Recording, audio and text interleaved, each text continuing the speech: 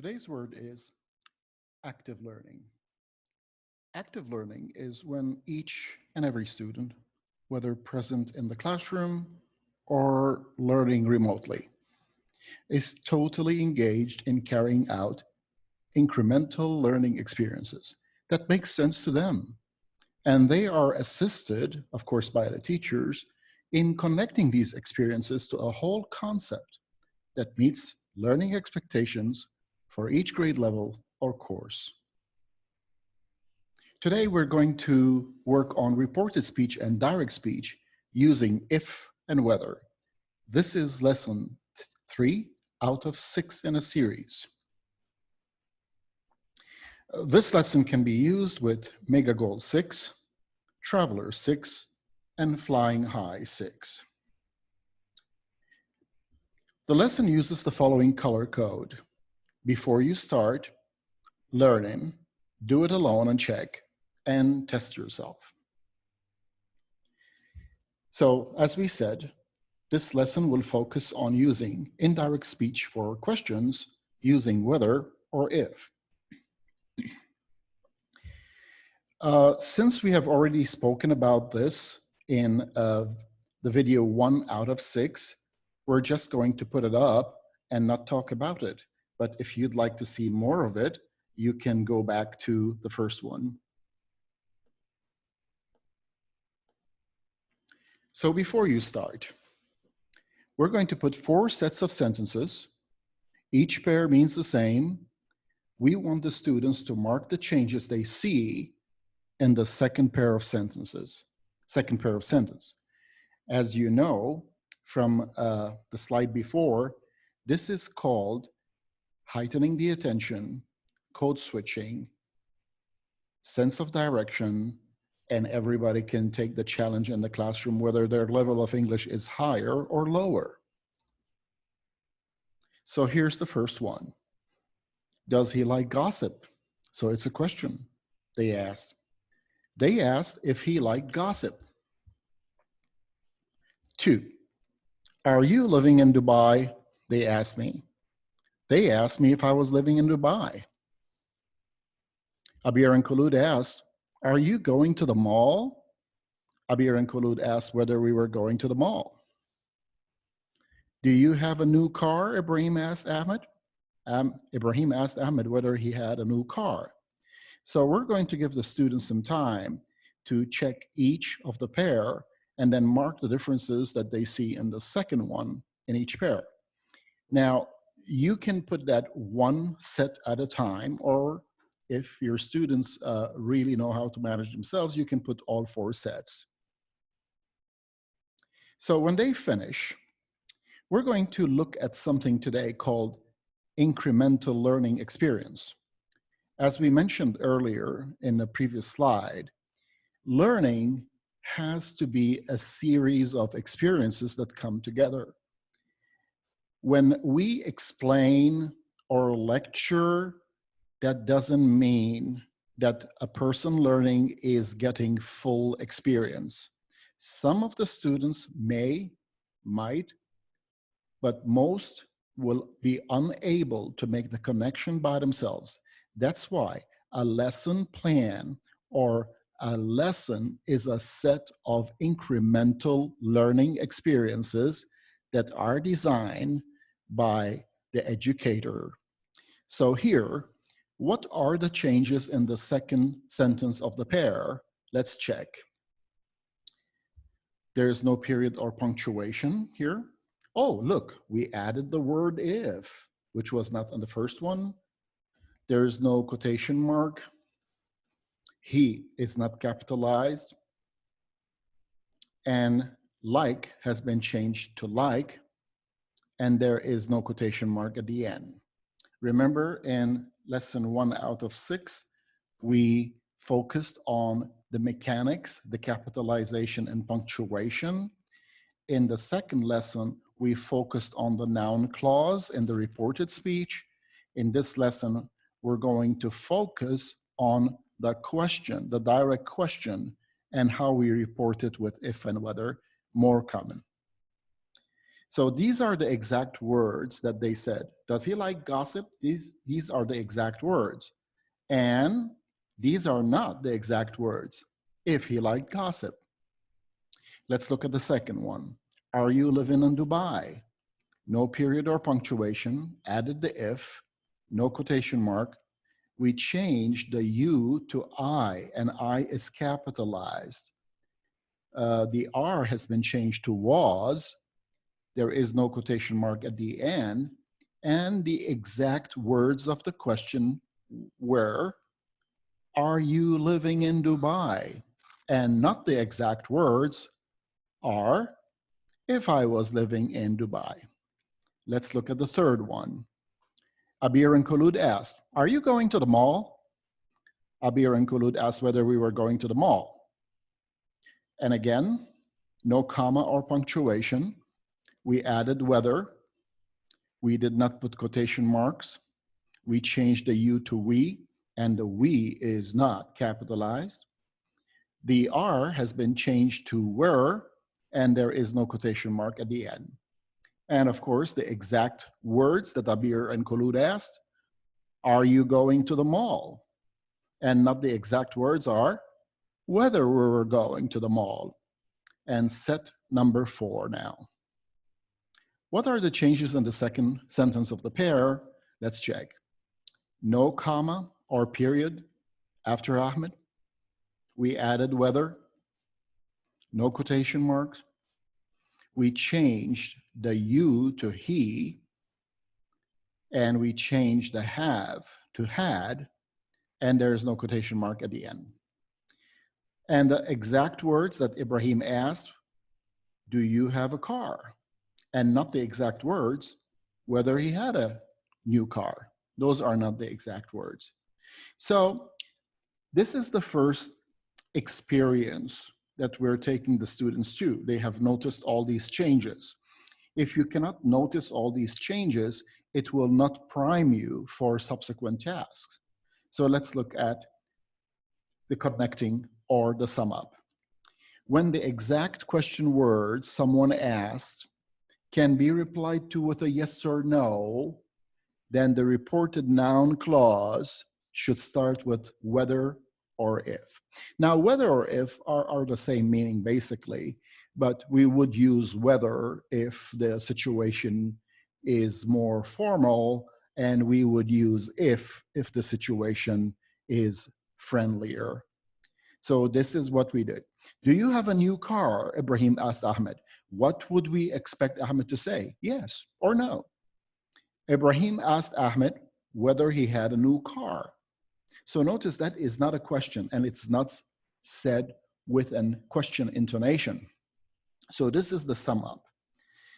Exact words, do you have a new car? The answer is yes or no, and it could be yes, it could be a no, yes. And the reported noun clause is whether he had a new car. And we can use whether or if. Notice, Ibrahim asked Ahmed whether he had a new car. Ibrahim asked Ahmed if he had a new car. Now we're going to give the students some opportunities to experience this by themselves. And again, as we mentioned in 1 out of 6 and 2 out of 6 of this series, we do not wait till the end. What we do in the incremental learning or incremental experiences learning is once we finish one, we give them the chance to try it out before we move to another one. So by doing this, it helps them build or construct experience into a concept and connect them. So here's these are the instructions. Circle the reporter, underline what the reporter asked, right next to the sentence exact words or not exact words. You might think that this is kind of a low level, but you'd be surprised at how many people just see words or focus on a word rather than on the whole thing together. So after they finish this, and we give them some time to do it, you as a teacher, whether you're doing this in the classroom or from a remote area, you want them to check their answers. Now, they can check their answers with each other if they're in the classroom, or if you have the facilities to put students in groups in a room using technology, you would want them to tell each other what they got and what they missed. And by the way, students can learn more from each other in a few minutes than they can from a teacher in 20 minutes. So let's check our answers. They asked whether he liked gossip, not the exact words. Musad asked me if I wanted to see a movie, not the exact words. Are you going to the supermarket? Maha asked me, exact words. What is your son studying at university? Khalid asked, exact words. The students asked if they can help clean their school, not exact words. Where are you going? Fatma asked her daughter, exact words. Now let's go to the second set of incremental learning experience. Let's go to the green box at the top. The subject or the who in a quote can refer to the reporter or to someone else. Now, we have done that in 2 out of 6, but it's very important now to do it again when it's a question rather than a clause or a direct sentence. Musad asked me, do you want to see a movie? Musad is the reporter, is the person asking.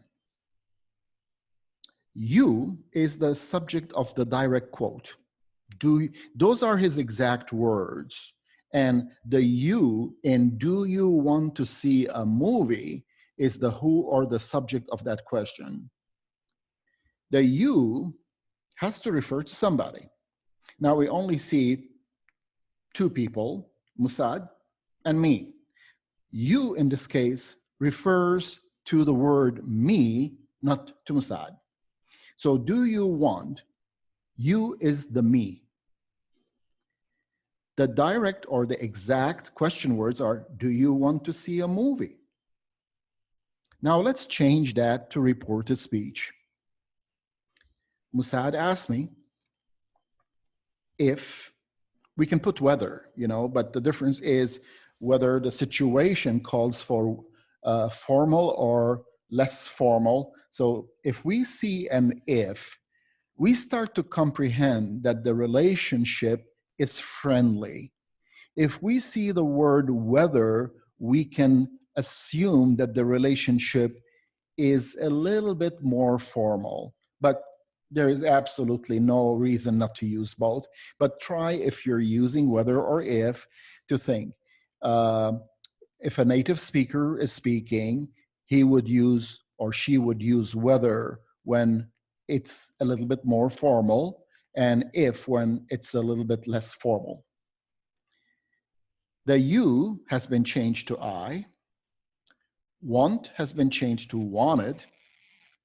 To see a movie is the same. And what we have here is indirect using if or whether. Musad asked me if I wanted to see a movie. Let's try this again.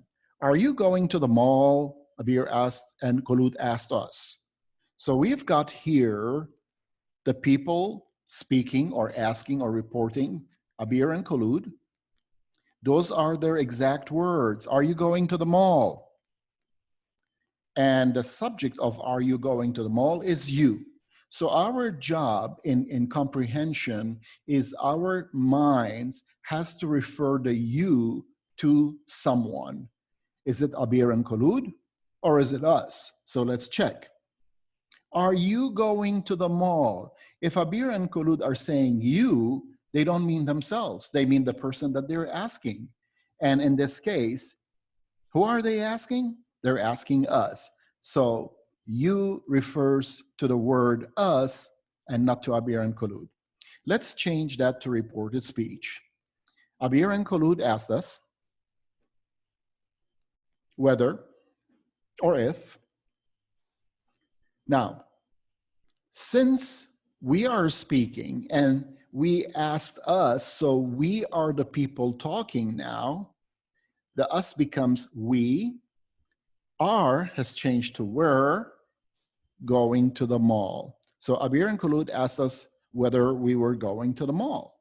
And remember, in the second the second lesson, 2 out of 6, the one before this one, was a lesson on how these verbs are sequenced after they follow the main verb, which is asked. Let's try now to do it alone. Here are our instructions. So we've given the students some incremental experiences, and now we're going to say, well, let's see if you can do it alone. Highlight the direct quote in green.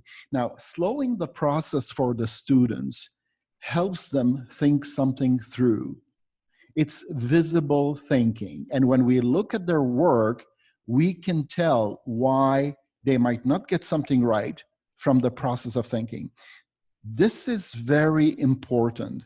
Now, if somebody is already automatic at it, we're fine with that. But if you're going to be teaching, you need to be able to help the student think visibly. Highlight the direct quote in green and circle the subject of the quote and underline the reporter or reporters. Ask yourself, what does the subject of the quote refer to? Then draw arrows from the direct quote sentence to the reported speech sentence to show the changes that you have made. Again, when the students have finished doing this by themselves, then we can tell them to check their answer on the next slide or talk to each other.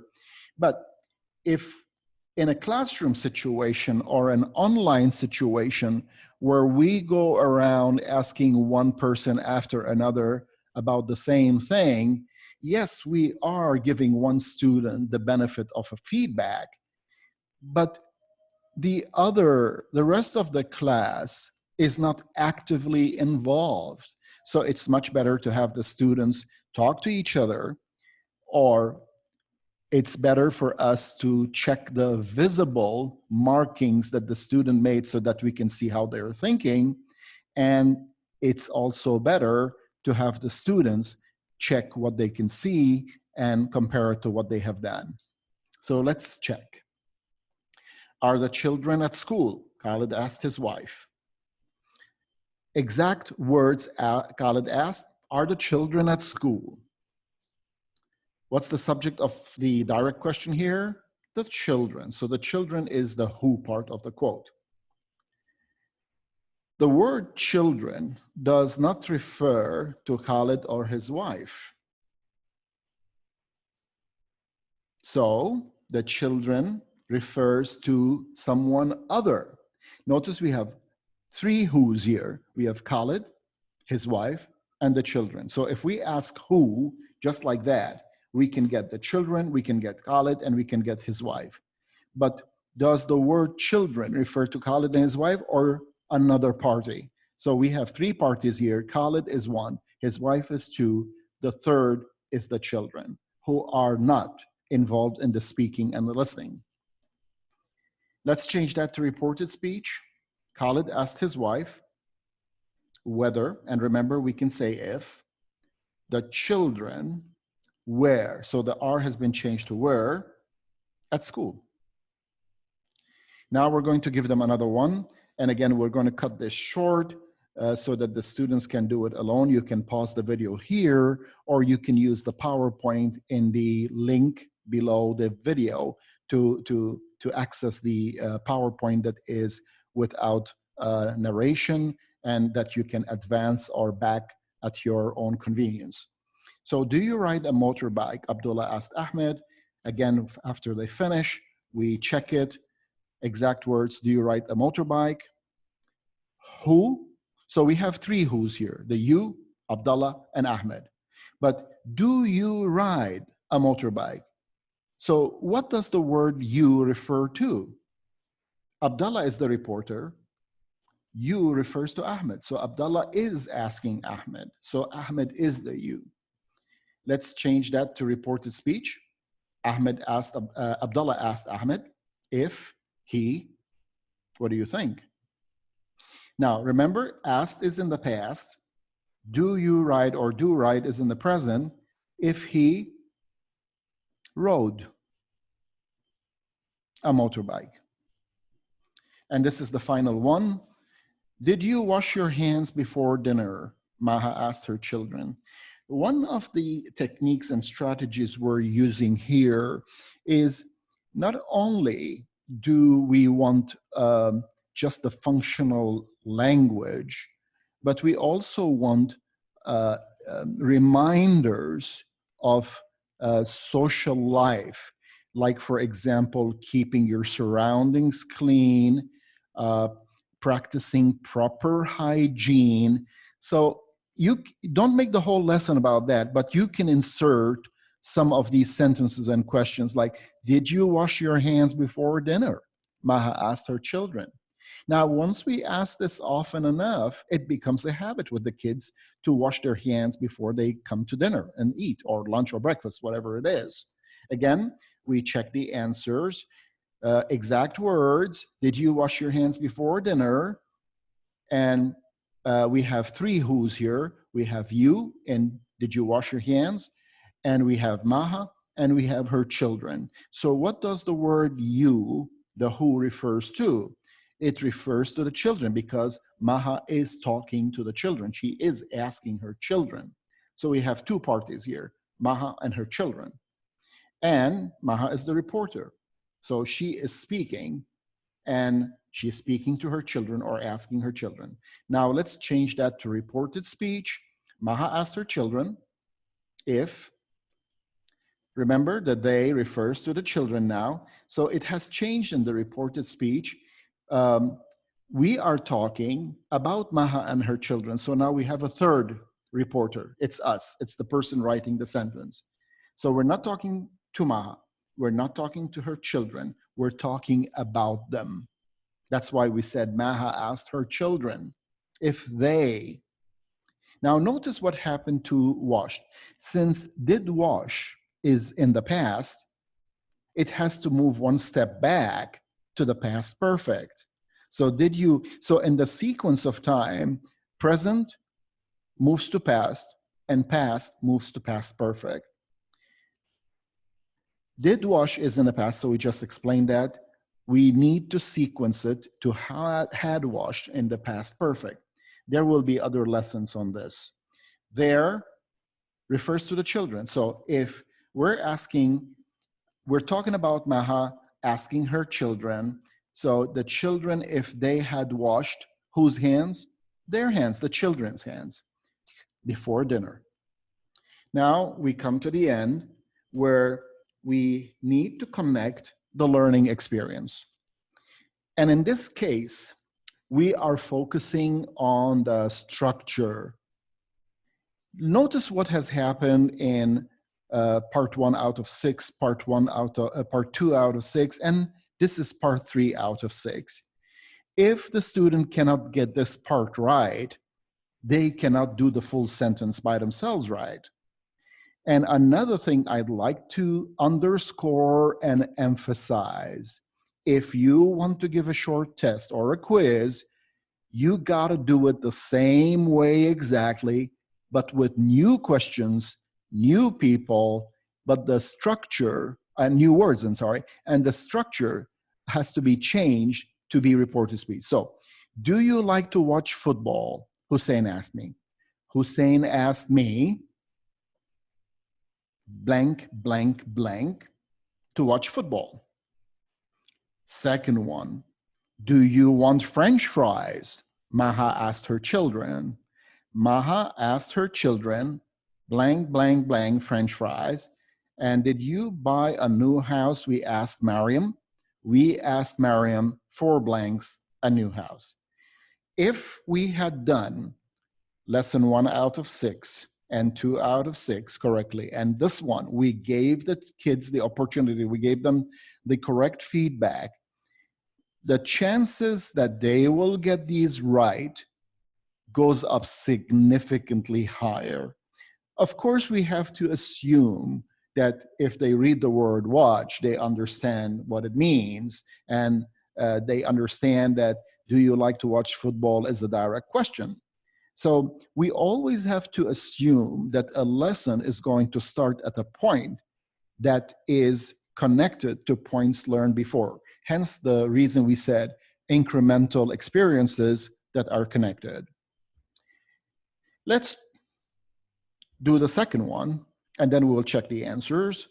So here where we ask them to rewrite the whole thing. And honestly, once we reach this, we know that the students have learned. One important factor that I need to emphasize here: you can never study for this exam. You need to learn for the exam. And that is the message I would like to send out to all my fellow educators. We have the tendency to always believe that the students must study for an exam. And some students, some teachers, maybe quite a few, or we don't have the exact number, they tell the students what to study for the exam.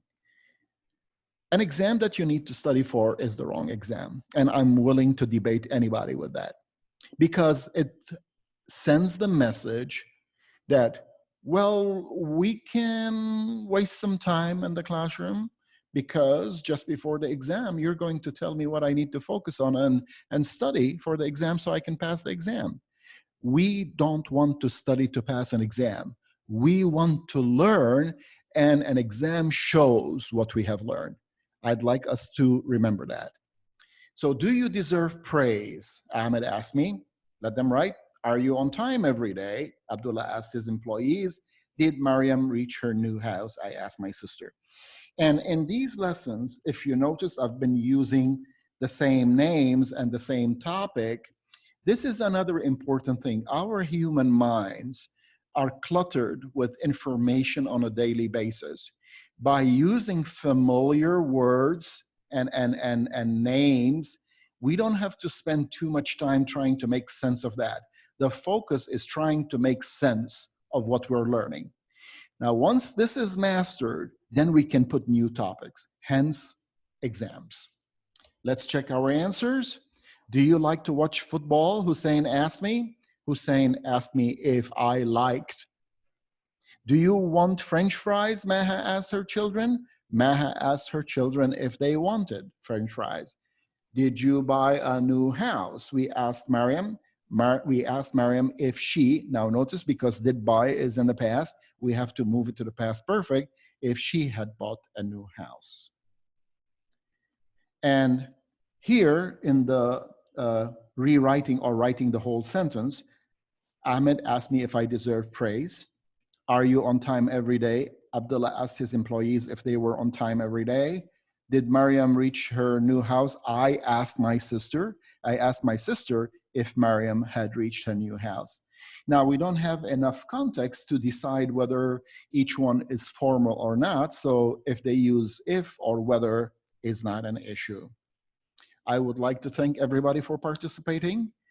Lesson 4 out of 6 will be coming out very soon. And this is the table to help you understand what we're doing. And if you would like to contact us, please feel free to do so.